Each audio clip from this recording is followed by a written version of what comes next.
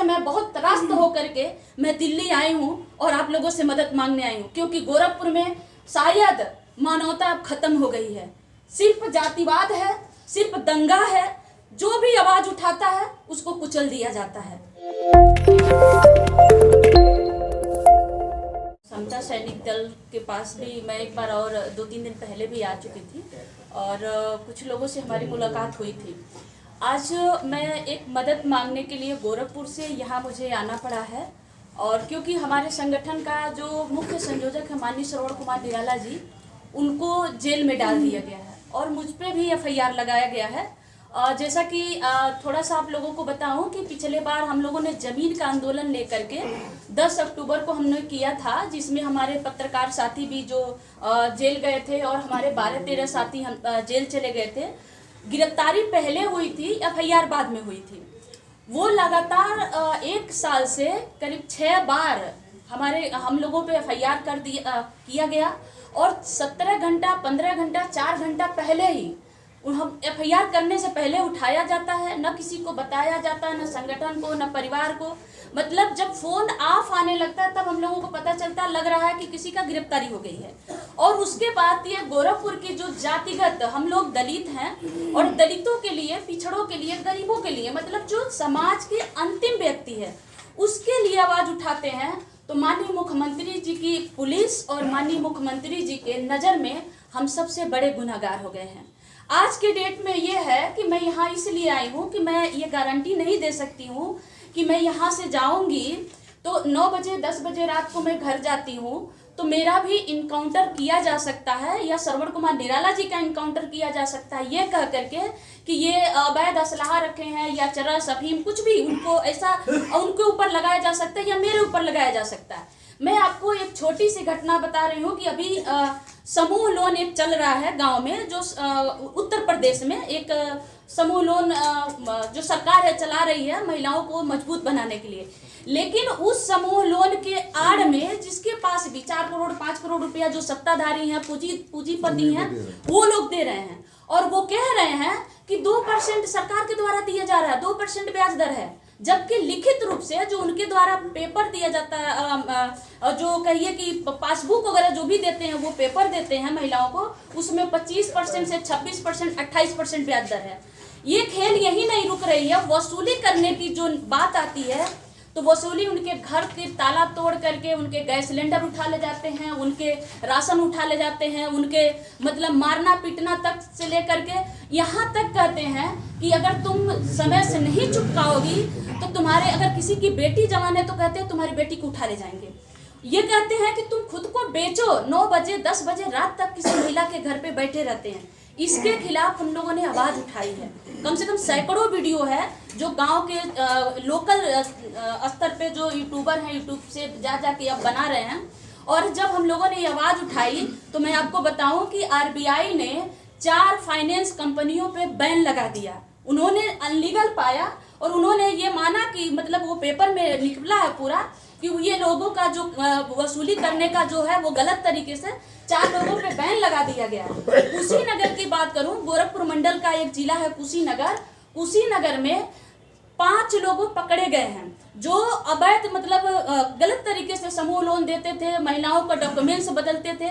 ये वहाँ के SP साहब का मतलब वीडियो रिकॉर्ड है, पत्रकारों ने, यूट्यूबरों ने मतलब वीडियो उनका SP साहब का जारी हुआ है। उसके बाद भी हमने आवाज उठाई और हमारे ऊपर मतलब आज 35 दिन से श्रवण कुमार निराला जी को जेल में रखा गया है। हमारे ऊपर लगातार वहाँ के जो पत्रकार हैं, अखबार जो अमर उजाला के अखबार हैं, उनके द्वारा, बाकी वहाँ के लोगों के द्वारा लगातार, अभी तो कल की बात है, कल के अखबार में वो वहाँ गोरखपुर में ये निकला है कि सीमा गौतम जो प्रमाण पत्र दे रही थी, जबकि मैंने कोई प्रमाण पत्र नहीं दिया है। हमने किसी को नहीं कहा, मठ पे हजारों महिलाएं पहुंची। अगर हम यहाँ अगर जैसे बात हो रही है कि हम बाबा साहब की प्रतिमा को लेकर चाहे कुछ भी, तो हम मीडिया का सहारा लेंगे, पोस्ट का सहारा लेंगे, फोन कॉल का सहारा लेंगे। हमने कुछ भी नहीं किया है कि आप मठ पे जाइए, चाहे आप पोस्ट नहीं किया ना, हमको नहीं पता कैसे महिलाएं मठ पे पहुंच गई। और उन महिलाओं को ये पेपर में दिखाया गया कि उनके पास पे एक फॉर्म भरा गया है, वो फॉर्म किसका है, किसका संगठन का, संगठन का नाम नहीं बताया जा गया, किसके नाम से भरा गया, कितना पैसा। अब ये कह रहे हैं कि वो तो थाने का मोहर लगा करके ये प्रमाण पत्र बांट रहे थे, 5500 रुपया ले रहे थे। साथियों, मैं आप लोगों से मदद मांगने आई हूँ। मैं भी आप लोगों की समाज की बेटी हूँ। मुझे डर नहीं है जेल जाने की, बस डर ये है कि अगर इसी तरह लगातार, अगर आप हमारे साथ नहीं देंगे तो इसी तरह लगातार जो भी आवाज उठा रहा है उसको कुचला जाएगा। मेरे माँ बाप नहीं हैं, मेरे माँ का हत्या किया गया है और उसी गोरखपुर के सड़कों पे अपनी माँ के लिए, उसी गोरखपुर के अधिकारियों के दरवाजे पे मैं दरवाजा खटखटाते अपनी माँ के लिए मदद मांगते मांगते मैंने इतना बड़ा कारवा खड़ा कर लिया। आज गोरखपुर के जिले में बात करूं तो एक आह्वान पे मेरे 10,000 महिलाएं इकट्ठा हो सकती हैं।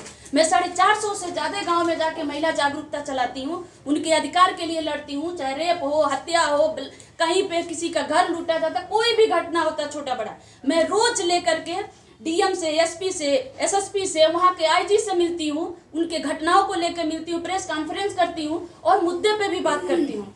तो मेरे घर पे हर दिन, मतलब 2 दिन की, अगर किसी भी पीड़ित बच्ची की मैं एक घटना बताऊं, 25 दिसंबर 2022 को एक नाबालिग बच्ची को रेप करके मार दिया गया। मैंने उसमें सिर्फ आवाज उठाई कि जब नामजद एफआईआर हुआ है तो आपने गिरफ्तार क्यों नहीं किया। हमारे घर पे छापा मार दिया गया था, हमको नोटिस भेज दिया गया था कि इस केस में यदि आपने पहल किया तो आपके खिलाफ कानूनी कार्रवाई की जाएगी। इसलिए मैं आप सभी लोगों से निवेदन कर रही हूँ कि हमारा साथ दीजिए, और अगर आप लोग साथ नहीं देंगे तो शायद एक दिन ये खबर जरूर आपको मिलेगी कि या तो श्रवण कुमार निराला जी का एनकाउंटर हो गया या सीमा गौतम का हो गया। आप बहुत करेंगे तो धरना प्रदर्शन करेंगे, फिर वो फाइल बंद कर दी जाएगी, हमारे बाद कोई और उठाएगा आवाज, उसको भी कत्लेआम कर दिया जाएगा और हम कुछ नहीं कर पाएंगे। गोरखपुर से मैं बहुत त्रास्त होकर के मैं दिल्ली आई हूँ और आप लोगों से मदद मांगने आई हूँ, क्योंकि गोरखपुर में शायद मानवता अब खत्म हो गई है। सिर्फ जातिवाद है, सिर्फ दंगा है, जो भी आवाज उठाता है उसको कुचल दिया जाता है, जिस तरह मेरे साथ हो रहा है। 2 महीने तक आंदोलन हमने किया। मैंने चोरी, हत्या, डकैती नहीं किया था, आंदोलन किया था। और आंदोलन करना, शांतिपूर्वक से अपनी बात रखना, यह हमारा संवैधानिक अधिकार है। फिर भी हम लोगों को महीनों दिन तक जेल में रखा गया। और मैं कहूँ तो मेरे घर पे 2 महीने तक दिन में 4 बार, रात में 3 से 2 बार छापा मारा जाता था। 2 महीने तक हमको प्रताड़ित किया गया। हमारे घर को कुर्की करने की धमकी दे रहे थे। जाते थे, जो पुलिस जाती थी गोरखपुर की तो कहती थी सीमा गौतम गैंगस्टर हैं, सीमा गौतम अपराधी हैं, वो हत्यारन हैं। मतलब हमने आंदोलन किया जनता के मुद्दे पे। आप कहते हैं, गोरखपुर के माननीय मुख्यमंत्री योगी आदित्यनाथ जी से मैं सवाल भी कर रही हूँ कि आप कहते हैं दलितों के लिए मैं ये कर रहा हूँ, दलितों के लिए वो कर रहा हूँ, महिलाओं के लिए कर रहा हूँ, तो मैं भी तो आपकी राज्य की बेटी हूँ, मैं भी तो गोरखपुर की दलित की बेटी हूँ। आप प्रोग्राम चलाते हैं कि मैं गोरखपुर की बेटी हूँ। मैं क्या गोरखपुर की अपराधी हूँ? मैं क्या गोरखपुर की लुटेरा हूँ? मैं भी तो गोरखपुर की बेटी हूँ। लेकिन मेरे साथ क्यों इतना अत्याचार किया जा रहा है? क्योंकि मैं दलित की बेटी हूँ और मैं दलितों के लिए, समाज में अंतिम व्यक्ति के लिए मैं आवाज उठाती हूँ। श्रवण कुमार निराला जी के हमारे संगठन को आप कह रहे हैं ये आतंकवादी संगठनों से इनका नाता है। आप बताइए, उसी गोरखपुर में हम पैदा हुए, हमारे माँ बाप पैदा हुए, उसी गोरखपुर में हमारे माँ बाप मर गए। श्रवण कुमार निराला जी के पिताजी गन्ना विभाग में अधिकारी थे और वो संघर्ष कर रहे हैं, तो आप हमको बार बार जेल में डाल रहे हैं। इसलिए साथियों, आप सभी लोगों से आग्रह है कि हमारा मदद करिए।